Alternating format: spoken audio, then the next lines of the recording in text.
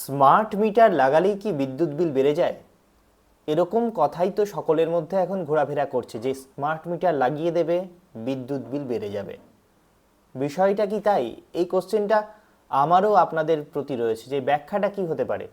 আচ্ছা, ধরুন আমাদের বাড়িতে, আমাদের কোনো একজনের বাড়িতে ধরুন মাসে 150 ইউনিট বিল পড়ে, তাহলে স্মার্ট মিটার লাগালেও 150 ইউনিটের বিল যা হবে, আবার পুরনো যে মিটারটি রয়েছে সেই মিটারটিও তো 150 ইউনিটের বিল তাই ধার্য করবে, নাকি এর মধ্যে বিস্তর ফারাক রয়েছে?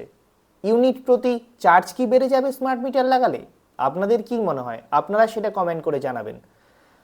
আর একটা জিনিস বোঝার দরকার আছে যে স্মার্ট মিটার, আমি যতদূর জানি যে সেটি অ্যাকচুয়ালি কতটা ইউনিট বাড়িতে পুড়ছে সেটা স্বয়ংক্রিয়ভাবে নির্ভুলভাবে সেটা রিড করতে পারে।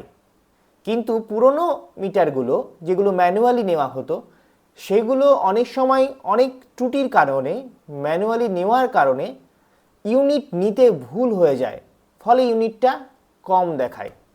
এই জন্যে মনে হতে পারে যে স্মার্ট মিটার লাগানোতেই বিলটা বোধহয় আমার বেশি আসছে। হতে পারে, এটা আপনারা কমেন্টেই বলতে পারবেন সেটা।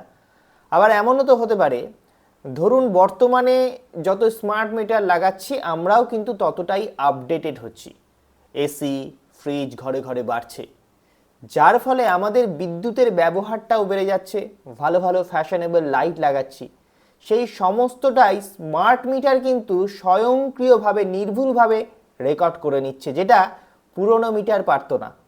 এই জন্য কি মনে হচ্ছে যে স্মার্ট মিটার লাগালেই বিল বেড়ে যাবে? তো এই কথাগুলো কিন্তু আমাদের মাঝেই ঘোরাফেরা করছে যে স্মার্ট মিটার লাগালে বিল বেশি আসে।